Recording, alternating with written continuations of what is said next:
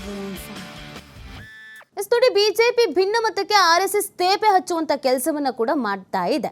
So meeting ನಲ್ಲಿ ಅದೇ ವಿಚಾರವನ್ನ ಪ್ರಸ್ತಾಪಿಸಲಾಗಿದೆ. ಹಾಗಿದ್ರೆ ಏನೆಲ್ಲ ಚರ್ಚೆ ಆಯಿತು, ಏನೆಲ್ಲ ನಿರ್ಧಾರ ತೆಗೆದುಕೊಂಡಿದ್ದಾರೆ, ಏನು ಸಂದೇಶ ರವಾನಿಸಿದ್ದಾರೆ ಅನ್ನೋದನ್ನ ನೋಡೋಣ. ನೋಡಿ, ಈ ಮುನಿಸಿಕೊಂಡಿದ್ರಲ್ಲ ಬಿಜೆಪಿಯ 40 ನಾಯಕರೊಂದಿಗೆ ಆರ್ಎಸ್ಎಸ್ ಪ್ರಮುಖವಾಗಿ ಮೀಟಿಂಗ್ ಮಾಡುತ್ತೆ. ಬಿಜೆಪಿಯ ಬೆಳವಣಿಗೆಗಳು ಸಮಾಧಾನ ತರ್ತಾ ಇಲ್ಲ, ಹಾಗಾಗಿ ತುಸು ದೂರ ಇದ್ದೀವಿ ಅಂತ ದೂರು ಕೊಡ್ತಾರೆ. ಹಿಂದುತ್ವ ಸಿದ್ಧಾಂತಕ್ಕಾಗಿ ಸಂಘ ಬಿಜೆಪಿಯನ್ನ ಬೆಂಬಲಿಸಿದೆ. ಸಂಘದ ಅಪೇಕ್ಷೆಯಂತೆ ನೀವು 50% ಇಲ್ದಿದ್ರೆ ಹೆಂಗೆ ಅಂತ ಆರ್ಎಸ್ಎಸ್ ಪ್ರಶ್ನೆಯನ್ನ ಮಾಡಿದೆ. ಯಾವ ಕಾರಣಕ್ಕೆ ಆರ್ಎಸ್ಎಸ್ ಬಿಜೆಪಿ ಪರವಾಗಿದೆ ಮತ್ತು ನೀವು ಮಾತ್ರ ಇಲ್ಲ ಅಂತ ಅಂದ್ರೆ ಹೇಗೆ ಅನ್ನುವಂಥ ಪ್ರಶ್ನೆಯನ್ನ ಆರ್ಎಸ್ಎಸ್ ಮಾಡಿರೋದು. ತತ್ವ ಸಿದ್ಧಾಂತ ಬದಿಗೊತ್ತಿ ಭಿನ್ನಾಭಿಪ್ರಾಯಗಳನ್ನ ಬಹಿರಂಗವಾಗಿ ಹೇಳುವುದು ಸರಿ ಅಲ್ಲ ಅನ್ನುವಂಥ ವಿಚಾರವನ್ನು ಕೂಡ ಅವ್ರು ಹೇಳಿದ್ದಾರೆ. ಏನೇ ಇದ್ರೂ ಕೂಡ ಪಕ್ಷದ ವೇದಿಕೆಯಲ್ಲಿ ಚರ್ಚಿಸಿ. ಒಬ್ರು ಮೈಸೂರು ಪಾದಯಾತ್ರೆ ಮಾಡಿದ್ರೆ ಮತ್ತೊಬ್ರು ಬಳ್ಳಾರಿ ಪಾದಯಾತ್ರೆ ಮಾಡುವುದು ಸರಿ ಅಲ್ಲ. ಎಲ್ಲರೂ ಒಟ್ಟಿಗೆ ಕೆಲಸ ಮಾಡಬೇಕು, ಒಟ್ಟಿಗೆ ಪ್ರವಾಸ ಮಾಡಬೇಕು. ಪ್ರತಿಯೊಂದಕ್ಕೂ ದೆಹಲಿ ಹತ್ತ ನೋಡಬೇಕಾಗಿಲ್ಲ. ಏನಾದ್ರು ಚಿಕ್ಕ ಪುಟ್ಟ ಸಮಸ್ಯೆ ಆದರೆ ಈಗ ಒಂದು ಹೊಸ ಖಯಾಲಿ ಶುರುವಾಗಿದೆ, ಎಲ್ಲ ದೆಹಲಿಗೆ ಓಡ್ ಬರೋದು, ಹೈಕಮಾಂಡ್ ನಾಯಕರನ್ನು ಭೇಟಿ ಆಗೋದು. ಸೊ ಅದು ಸರಿ ಅಲ್ಲ. ಎಲ್ಲದಕ್ಕೂ ಇಲ್ಲಿಗೆ ಬರ್ತೀನಿ ಅಂದರೆ ಆಗಲ್ಲ. ನಿಮ್ಮಲ್ಲಿ ಬಗೆಹರಿಸ್ಕೊಳ್ಳಿ, ನಿಮ್ಮಲ್ಲಿ ಕುತ್ಕೊಂಡು ಮಾತಾಡ್ಕೊಳ್ಳಿ ಅಂತ ಹೇಳಿದ್ದಾರೆ. ಎಲ್ಲವನ್ನೂ ಹೈಕಮಾಂಡ್ ಮಾಡೋದಾದರೆ ನೀವೆಲ್ಲ ಯಾಕೆ ಬೇಕು? ಆರ್ಎಸ್ಎಸ್ನ ಪ್ರಶ್ನೆ ಇದು. ಇಲ್ಲಿನ ಸಮಸ್ಯೆಗಳನ್ನು ಇಲ್ಲೇ ಬಗೆಹರಿಸ್ಕೊಳ್ಳಿ ಅಂತ ಕಿವಿ ಹಿಂಡಿದೆ ಆರ್ಎಸ್ಎಸ್. 15 ದಿನಕ್ಕೊಮ್ಮೆ ವರದಿ ಕೊಡಿ ಅಂತ ಸಂಘದ ನಾಯಕರು ಹೇಳಿದ್ದಾರೆ. ಸೊ ಏನೇನು ಸಮಸ್ಯೆಗಳಾಗ್ತಾ ಇದೆ, ಏನೇನು ಪ್ರಾಬ್ಲಮ್ಗಳಾಗ್ತಿದೆ ಅನ್ನೋದ್ರ ಬಗ್ಗೆ ಮೊದಲಿಗೆ ಆರ್ಎಸ್ಎಸ್ ನಾಯಕರು ಕೇಳ್ಕೊಂಡಿದ್ದಾರೆ. ಅದಾದ್ಮೇಲೆ ನೀವು ಹಿಂಗೆಲ್ಲ ಆಡಿದ್ರೆ ಆಗಲ್ಲ, ನಾವು ಯಾಕೆ ಅಂದರೆ ಆರ್ಎಸ್ಎಸ್ ಯಾಕೆ ಬಿಜೆಪಿಗೆ ಸಪೋರ್ಟ್ ಮಾಡ್ತಾ ಇದೆ, ಅದರಲ್ಲಿ 50% ಆದರೂ ನೀವು ಇರಬೇಕಲ್ವಾ? ನಿಮ್ಮ ಸಮಸ್ಯೆಗಳು ಏನಿದೆ ಅದು ನೀವು ಕೂತು ಮಾತಾಡಿ ಬಗೆಹರಿಸ್ಕೊಳ್ಳಿ. ರಾಜ್ಯ ಬಿಜೆಪಿಯಲ್ಲೇ ವೇದಿಕೆ ರೆಡಿ ಮಾಡ್ಕೊಂಡು ಅಲ್ಲೇ ಮಾತಾಡಿ. ಅದನ್ನು ಹೊರತುಪಡಿಸಿ ಎಲ್ಲವನ್ನೂ ಹೈಕಮಾಂಡಿಗೆ ತಂದು ಹೇಳ್ತೀವಿ ಅಥವಾ ಎಲ್ಲವನ್ನೂ ಹೈಕಮಾಂಡೇ ಬಗೆಹರಿಸಬೇಕು ಅಂತ ಅಂದರೆ ಇದು ಆಗದೆ ಇರೋ ಮಾತು. ಒಬ್ಬರು ಮೈಸೂರು ಚಲೋ ಅಂತೀರಾ, ಇನ್ನೊಬ್ರು ಬಳ್ಳಾರಿ ಚಲೋ ಅಂತೀರಾ. ಹೀಗೆ ಎರಡೆರಡು ಸಿದ್ಧಾಂತವನ್ನು ಅಥವಾ ಎರಡೆರಡು ರೀತಿಯಾದಂಥ ಯೋಜನೆಯನ್ನು ಒಂದೇ ಪಕ್ಷ ಇಟ್ಕೊಂಡ್ರೆ ಅದು ಯಾವ ಥರದ್ದು ಮೆಸೇಜ್ ಪಾಸ್ ಆಗುತ್ತೆ? ಅದು ಕಾರ್ಯಕರ್ತರಿಗೂ ಕೂಡ ಕಿರಿಕಿರಿ ಆಗುತ್ತೆ ಮತ್ತು ರಾಷ್ಟ್ರೀಯ ಪಕ್ಷ ಅಂತ ಕರೆಸ್ಕೊಳ್ಳುವಂಥ ಬಿಜೆಪಿಗೆ ಅದೊಂದು ರೀತಿಯಾದಂಥ ಮುಜುಗರ ಅಲ್ವಾ? ನಿಮ್ಮಲ್ಲಿ ಏನೇ ಸಮಸ್ಯೆಗಳಿದ್ರೂ ಕೂಡ ಅದನ್ನು ನೀವು ಕೂತ್ಕೊಂಡು ಮಾತಾಡಿ ಬಗೆಹರಿಸಿ. ಎಲ್ಲದಕ್ಕೂ ನಾವೇ ಎಂಟ್ರಿ ಆಗಬೇಕು ಅಂತಂದರೆ ಮತ್ತೆ ನೀವು ಯಾಕೆ ಇರಬೇಕು? ಈ ಪ್ರಶ್ನೆಯನ್ನು ಆರ್ಎಸ್ಎಸ್ ನಾಯಕರುಗಳಿಗೆ ಕೇಳಿರೋದು. ಸೊ ಈ ಮುಖಾಂತರವಾಗಿ ಏನು ಹಳಸು ಹೋಗಿದೆಯೋ ಅಥವಾ ಏನು ಭಿನ್ನಮತ ಅನ್ನೋದು ಇದೆಯೋ ಅದನ್ನು ತೇಪೆ ಹಚ್ಚೋ ಕೆಲಸವನ್ನು ಆರ್ಎಸ್ಎಸ್ ಮಾಡಿದೆ ಸದ್ಯಕ್ಕೆ, ಈಗ ಮೀಟಿಂಗ್ ಮಾಡೋದ್ರ ಮುಖಾಂತರವಾಗಿ. ಬಟ್ ಇದೆಷ್ಟು ಮಟ್ಟಿಗೆ ವರ್ಕೌಟ್ ಆಗುತ್ತೆ, ಅದಕ್ಕೆ ಬಿಜೆಪಿ ನಾಯಕರು ಒಪ್ಕೊಳ್ತಾರಾ, ಇನ್ಮೇಲಾದರೂ ಸರಿ ಹೋಗ್ತಾರಾ, ಒಗ್ಗಟ್ಟಾಗಿರೋಣ, ಒಟ್ಟಿಗೆ ಇರೋಣ, ನಮ್ದು ಒಂದೇ ಸಿದ್ಧಾಂತ, ಅದೇ ಅಜೆಂಡಾ ಅಂತ ಅಂದ್ಕೊಂಡು ಸಾಕ್ತಾರೋ ಅಥವಾ ಇದನ್ನು ಹಾಗೆ ಮುಂದುವರಿಸ್ತಾರೋ? ಇದು ಈಗಿರುವಂಥ ಪ್ರಶ್ನೆ. ಜೊತೆಗೆ ಆರ್ಎಸ್ಎಸ್ ಹೇಳಿರೋದು ನೀವು ಕೂಡ ಕಾಂಗ್ರೆಸ್ನವ್ರ ಥರನೇ ಆಡ್ತಾ ಇದ್ದೀರಲ್ಲ ಅಂತ. ಯಾವಾಗಲೂ ನೋಡಿ ಕಾಂಗ್ರೆಸ್ನಲ್ಲಿ ಭಾಳಷ್ಟು ಭಿನ್ನಮತ ಇದೆ, ಬಣ ಇದೆ, ಬಡಿದಾಟ ಇದೆ, ಅಧಿಕಾರಕ್ಕಾಗಿ ನಾ ಮುಂದು ತಾ ಮುಂದು ಅಂತ ಹೋಗ್ತಾ ಇದ್ದಾರೆ. ಈಗಲೂ ನಾನು CM ಆಗಬೇಕು ಅಂತ ಹೋಗ್ತಾ ಇದ್ದಾರೆ ಅಂತ ಯಾವಾಗಲೂ ಕಾಂಗ್ರೆಸ್ನ ವಿರುದ್ಧ ಬಿಜೆಪಿ ಹೇಳ್ತಾ ಇತ್ತು. ಆದರೆ ಬಿಜೆಪಿಯಲ್ಲಿ ಆ ಥರದೊಂದು ಪರಿಸ್ಥಿತಿ ಇದೆ ಅಂದರೆ ಅದನ್ನು ಹೇಗೆ ಸಹಿಸ್ಕೊಳ್ಳುವ ಅನ್ನೋಂಥ ಪ್ರಶ್ನೆ ಮಾಡಲಾಗಿದೆ.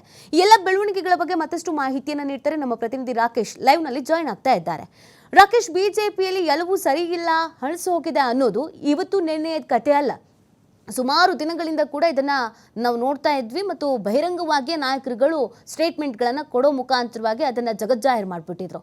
ಈಗ ಆರ್ಎಸ್ಎಸ್ ಯಾವ ಥರ ತೇಪೆ ಹಾಕೋ ಕೆಲಸ ಮಾಡಿದೆ, ಇನ್ನು ಮೇಲಾದರೂ ಸರಿ ಹೋಗಬಹುದಾ?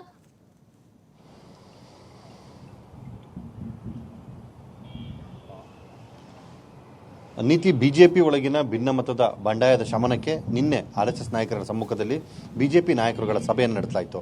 ಈ ಸಭೆಯಲ್ಲಿ ಸದ್ಯಕ್ಕೆ ಸಂಧಾನದ ಮಾತುಕತೆಗಳು ಯಶಸ್ವಿಯಾಗಿದೆ ಅಂತಲೇ ಹೇಳಲಾಗ್ತಾ ಇದೆ. ಆದರೆ ಇದರ ಹೊರತಾಗಿಯೂ ಕೂಡ ಎರಡೂ ಬಣಗಳಲ್ಲಿ ತಮ್ಮದೇ ಆದಂತಹ ವಿಚಾರಧಾರೆಗಳಲ್ಲಿ ಇರುವಂತಹ ಬೇಡಿಕೆಗಳನ್ನು ಈಡೇರಿಸಿಕೊಳ್ಳುವ ನಿಟ್ಟಿನಲ್ಲಿ ಅವರ ಪ್ರಯತ್ನ ಸಾಗುತ್ತಲೇ ಇದೆ. ಆದರೆ ನಿನ್ನೆಯ ಸಭೆಯ ಫಲವಾಗಿ ಭಿನ್ನಮತೀಯ ಬಣ ಕೊಂಚ ಆಕ್ಟಿವ್ ಆಗ್ತಾ ಇದೆ. ಅಂದರೆ ಭಿನ್ನಮತೀಯ ಬಣದಲ್ಲಿ ಗುರುತಿಸಿಕೊಂಡಿದ್ದಂತಹ ಬಸನಗೌಡ ಪಾಟೀಲ್ ಯತ್ನಾಳ್, ಅರವಿಂದ್ ಲಿಂಬಾವಳಿ, ರಮೇಶ್ ಜಾರಕಿಹೊಳಿ ಸೇರಿದಂತೆ ಇನ್ನೊಂದಷ್ಟು ಮಂದಿ, ಅಂದರೆ ಅವರೇ ಹೇಳಿದ ಹಾಗೆ ಬಿಜೆಪಿ ನಿಷ್ಠರ ಬಳಗ ಅಂತ ತಮ್ಮನ್ನು ತಾವು ಕರೆದುಕೊಂಡಿದ್ರು.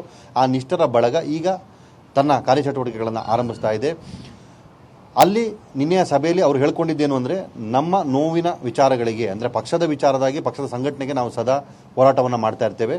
ಆ ಹೋರಾಟಕ್ಕೆ ಸ್ಪಂದನೆ ದೊರಕುವಂತಹ ನಮ್ಮ ವಿಚಾರಗಳನ್ನು ಆಲಿಸುವಂತಹ ಸನ್ನಿವೇಶವನ್ನು ಪಕ್ಷದ ವೇದಿಕೆ ಮಾಡಿರಲಿಲ್ಲ. ಈ ಹಿನ್ನೆಲೆಯಲ್ಲಿ ನಾವು ರಾಜ್ಯಾಧ್ಯಕ್ಷರ ವಿರುದ್ಧ ನೇರವಾಗಿ ಆರೋಪವನ್ನು ಮಾಡಿದ್ದೆವು.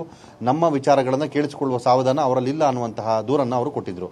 ಸೊ ಅದನ್ನು ಆಲಿಸಿರುವಂತಹ RSS ನಾಯಕರು ಅವ್ರಿಗೂ ಕಿವಿ ಮಾತನ್ನು ಹೇಳಿದ್ದಾರೆ. ಹಾಗೆ ತಿಳುವಳಿಕೆಯನ್ನು ಕೂಡ ಕೊಟ್ಟಿದ್ದು, ಯಾರೂ ಕೂಡ ಪಕ್ಷದ ವೇದಿಕೆ ಹೊರತಾಗಿ ಮಾತುಕತೆಯನ್ನು ಮಾಡಬೇಡಿ, ರಾಜ್ಯಾಧ್ಯಕ್ಷರನ್ನು ಕೂಡ ಕರೆದು ಮಾತನಾಡುವಂತಹ ವ್ಯವಸ್ಥೆಯನ್ನು ನಾವು ಮಾಡ್ತೇವೆ, ಕಾಲಕಾಲಕ್ಕೆ ಇದರ ವಿಮರ್ಶೆಯನ್ನು ಕೂಡ ಮಾಡ್ತೇವೆ, ಪರಾಮರ್ಶೆ ಆದ ಬಳಿಕ ವಿಚಾರಕ್ಕೆ ಸಂಬಂಧಪಟ್ಟ ಹಾಗೆ ನಾವು ಕೆಲವು ಸಲಹೆ ಸೂಚನೆಗಳನ್ನು ಕೊಡ್ತೇವೆ. ಪಕ್ಷದ ಮಾರ್ಗದರ್ಶನ ಮಾಡುವ ಜವಾಬ್ದಾರಿ RSSದು. ಯಾವಾಗಲೂ ನಿಮಗೆ ಮಾರ್ಗದರ್ಶನದ ಅವಶ್ಯಕತೆ ಇದೆ ಅನ್ಸುತ್ತೆ, ಆವಾಗ ನಮ್ಮನ್ನು ಕೇಳಿದ್ರೆ ನಾವು ಅದನ್ನು ಮಾಡೋದಕ್ಕೆ ಸಿದ್ಧವಾಗಿರ್ತೇವೆ. ಆದರೆ ಇಲ್ಲಿಯವರೆಗೂ ಕೂಡ ಪಕ್ಷದ ನಾಯಕರುಗಳು ಯಾರೂ ಕೂಡ ನಮ್ಮ ವಿಚಾರದಲ್ಲಿ ಅಥವಾ ನಮ್ಮಗಳನ್ನು ಸಂಪರ್ಕಿಸುವಂತಹ ಪ್ರಯತ್ನ ಮಾಡಿರಲಿಲ್ಲ. ಈ ಹಿನ್ನೆಲೆಯಲ್ಲಿ ಒಂದಷ್ಟು ಗ್ಯಾಪ್ ಆಗಿತ್ತು. ಅದರ ನಡುವೆ ಈ ರೀತಿ ಭಿನ್ನಮತ ಎದ್ದಿರುವುದು ಸರಿಯಲ್ಲ. ಪಕ್ಷದ ಒಳಗೆ ಇದ್ದುಕೊಂಡು ನೀವೆಲ್ಲರೂ ಈ ರೀತಿ ಮಾಡೋದು ಸರಿಯಲ್ಲ.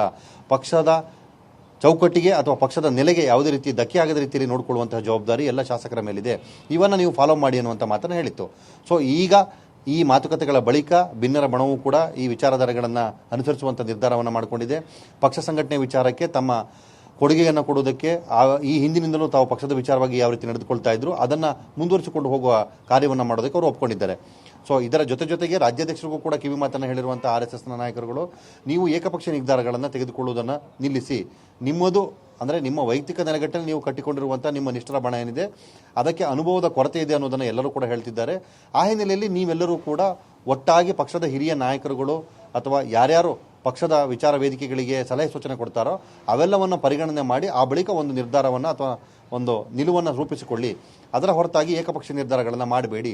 ಇದೇ ರೀತಿ ಮುಂದುವರೆದೇ ಆದಲ್ಲಿ ಮುಂದಿನ ದಿನಗಳಲ್ಲಿ ನಾವು ವರಿಷ್ಠ ನಾಯಕರ ಜೊತೆ ಮಾತನಾಡುವಂಥ ಸನ್ನಿವೇಶ ಸೃಷ್ಟಿಯಾಗುತ್ತೆ. ಅದಕ್ಕೆ ಅವಕಾಶ ಮಾಡಿಕೊಡಬೇಡಿ ಅನ್ನುವಂತಹ ನೇರ ಮಾತುಗಳನ್ನು ಹೇಳಿದೆ. ಎರಡೂ ಬಣದ ವಿವಾದಗಳನ್ನು ವಿಚಾರಗಳನ್ನು ಆಲಿಸಿರುವಂತಹ ಸಂಘದ ನಾಯಕರುಗಳು ಅವೆಲ್ಲವನ್ನು ಶಮನಗೊಳಿಸಿ ಪಕ್ಷವನ್ನು ಅದರ ನೆಲೆಗಟ್ಟಲ್ಲಿ ತೆಗೆದುಕೊಂಡು ಹೋಗುವಂತಹ ಸೂಚನೆಯನ್ನು ಕೊಟ್ಟಿದ್ದಾರೆ. ಅಂದರೆ ಅವರು ಪ್ರಮುಖವಾಗಿ ಹೇಳಿದ್ದೇನು ಅಂದರೆ, ಕಾಂಗ್ರೆಸ್ ಪಕ್ಷದ ರೀತಿಯಲ್ಲಿ ನೀವು ಕಿತ್ತಾಡಿಕೊಂಡು ಪಕ್ಷದ ಗೌರವವನ್ನು ಹಾಳು ಮಾಡಬೇಡಿ, ಆ ಪಕ್ಷದಲ್ಲಿರುವಂತಹ ಬಣ ರಾಜಕಾರಣದ ರೀತಿಯಲ್ಲಿ ನಮ್ಮಲ್ಲೂ ತೋರಿಸಿಕೊಳ್ಳಬೇಡಿ, ಏನೇ ಸಮಸ್ಯೆ ಇದ್ದರೂ ಕೂತು ಮಾತಾಡಿ ಪರಿಹರಿಸಿಕೊಳ್ಳಿ, ಮಾಧ್ಯಮಗಳ ಮುಂದಾಗಲಿ ಅಥವಾ ಬಹಿರಂಗ ಹೇಳಿಕೆಗಳನ್ನು ಸಭೆ ಸಮಾರಂಭಗಳಲ್ಲಿ ಕೊಡುವ ಮುಖಾಂತರ ಪಕ್ಷಕ್ಕೆ ಎಲ್ಲೂ ಮುಜುಗರ ತರುವ ಪ್ರಯತ್ನವನ್ನು ಮಾಡಬೇಡಿ ಅನ್ನುವಂತಹ ಸ್ಪಷ್ಟ ಸಂದೇಶವನ್ನು ಕೊಟ್ಟಿದೆ. ಅದಾದ ಬಳಿಕ ಈಗ ಎರಡೂ ಬಣದ ನಾಯಕರುಗಳು ಕೂಡ ಸಮನ್ವಯವನ್ನು ಸಾಧಿಸುವಂತಹ ಹಂತದಲ್ಲಿ ಮುಂದಾಗ್ತಾ ಇದ್ದಾರೆ.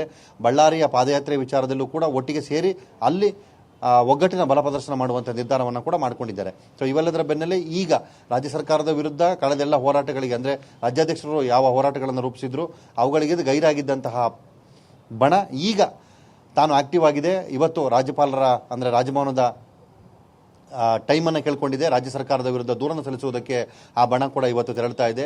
ಅರವಿಂದ್ ಲಿಂಬಾವಳಿ, ಯತ್ನಾಳ್ ಹಾಗೆ ರಮೇಶ್ ಜಾರಕಿಹೊಳಿ ಅವರು ಸೇರಿಕೊಂಡು ಇವತ್ತು 11:30 ಬಳಿಕ ರಾಜ್ಯಪಾಲರನ್ನು ಭೇಟಿಯಾಗಿ ಸರ್ಕಾರದ ವಿವಿಧ ಹಗರಣಗಳ ವಿರುದ್ಧ ದೂರನ್ನು ಸಲ್ಲಿಸುವಂತಹ ಒಂದು ಪ್ರಕ್ರಿಯೆಯನ್ನು ಕೂಡ ಮಾಡಲಿದ್ದಾರೆ ಅನ್ನುವಂಥದ್ದಿದೆ. ನೀತಿ. ಓಕೆ, ಥ್ಯಾಂಕ್ ಯು ರಾಕೇಶ್ ತಮ್ಮ ಡೀಟೇಲ್ಸ್ಗಾಗಿ.